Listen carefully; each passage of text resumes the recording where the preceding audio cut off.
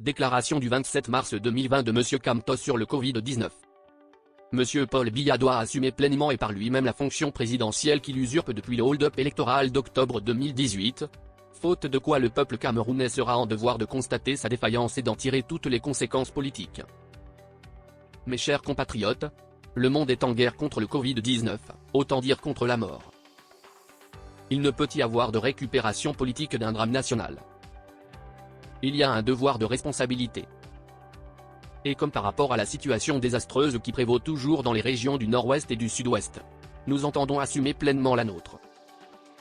Alors que dans tous les pays à travers le monde, les dirigeants au plus haut niveau conduisent eux-mêmes cette guerre dans laquelle même les plus grandes puissances de la planète semblent littéralement déborder au regard du bilan provisoire des victimes infectées ou décédées, les Camerounais sont abandonnés à leur triste sort par celui qui prétend assumer la fonction de chef de l'État. Je fais le constat que depuis la forfaiture consécutive à l'élection présidentielle du 7 octobre 2018, M. Paul Biya est le président de fait du Cameroun. Ce statut, quoique particulier, lui impose des obligations vis-à-vis du peuple camerounais, spécialement dans ce contexte de grave menace d'une terrible pandémie qui requiert sa présence active pour galvaniser et mobiliser ses compatriotes. Les questions que les Camerounais de tous bords se posent depuis 2 semaines au moins sont les suivantes. Où est passé M. Paul Biya? Le pays est-il gouverné? Si oui, par qui? Est-il simplement conscient de sa responsabilité en tant que président de la République, même illégale et illégitime, dans la préservation de la vie des Camerounais? Mes chers compatriotes, je ne voudrais pas m'attarder ici sur l'implication et l'investissement personnel et continu des plus grands dirigeants du monde dans cette guerre afin de préserver leur population, car vous en êtes les témoins. Cependant, comment ne pas évoquer le sens élevé de responsabilité de certains dirigeants des pays africains, à l'instar du Sénégal, de la Côte d'Ivoire, du Ghana, du Gabon et de l'Afrique du Sud, qui ont pris personnellement la situation en main et annoncé des mesures financières conséquentes pour faire face à la crise sanitaire tout en soutenant les acteurs économiques. Chacun peut constater, sans aucun esprit de polémique, qu'alors que ces dirigeants africains ont déjà pris la mesure de la gravité de la situation sanitaire et sécuritaire qui prévaut dans leurs pays respectifs du fait du coronavirus, au Cameroun, M. Paul Biya affiche une indifférence déconcertante, en tout cas irresponsable. À côté des mesures prises, des actions déclenchées et des fonds débloqués, chacun des chefs d'État précités s'implique personnellement, voire émotionnellement, aussi bien dans la prévention que dans la gestion du péril. M. Biya qui, durant toute la campagne présidentielle de 2018 avait pris la parole le 30 septembre 2018 à Marois pour moins de 15 minutes et que l'on a vu soutenu à bout de bras lors de son accueil au palais de l'Élysée en France. Le 10 octobre 2019, démontre au peuple camerounais et au monde qu'il ne peut plus assumer dignement les responsabilités de président de la République du Cameroun, chef de l'État et chef des armées de notre pays.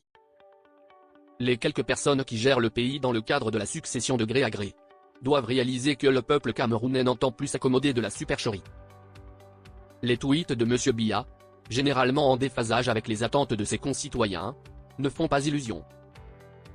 Dans la guerre contre la secte Boko Haram qui a plongé les populations de l'extrême nord dans le malheur depuis mai 2014, il n'a jamais montré qu'il était le moins du monde affecté par les souffrances de ses compatriotes de cette région. Après l'accident du train survenu à Eseka, il n'a montré aucune empathie à l'égard du peuple en détresse. Alors que la guerre civile fait rage dans les régions anglophones depuis novembre 2016, il n'a jamais envoyé ni aux populations ni aux soldats qui sont engagés dans cette guerre inutile le moindre message d'affection et de réconfort.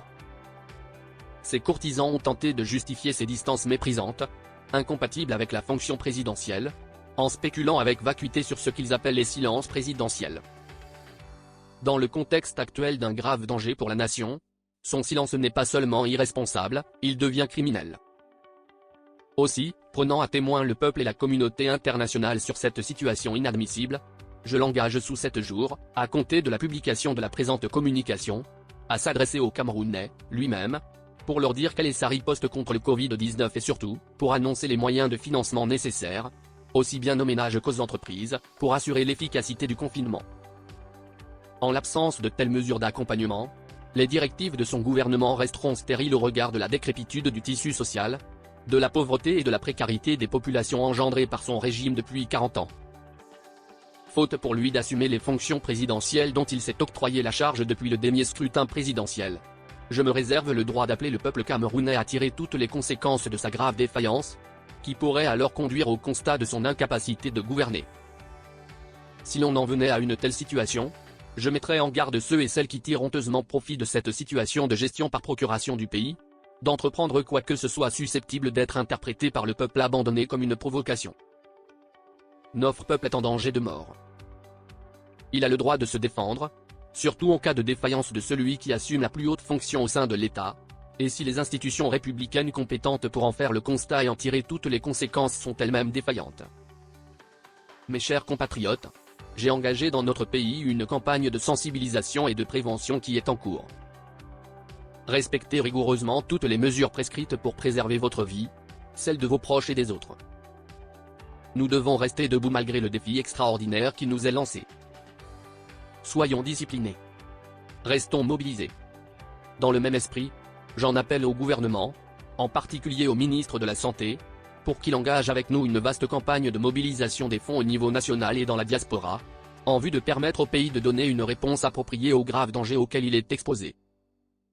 Afin de garantir l'efficacité et la transparence dans la gestion des fonds récoltés, ceux-ci devront être gérés par un comité composé, notamment de représentants du ministère de la Santé et autres structures gouvernementales, de l'ordre des médecins, des infirmiers et personnels hospitaliers, des laboratoires biomédicaux, de l'ordre des pharmaciens, du JICAM, des industries pharmaceutiques, du syndicat des transporteurs, des organes de gestion des marchés ouverts et de tout autre secteur d'activité jugé pertinent.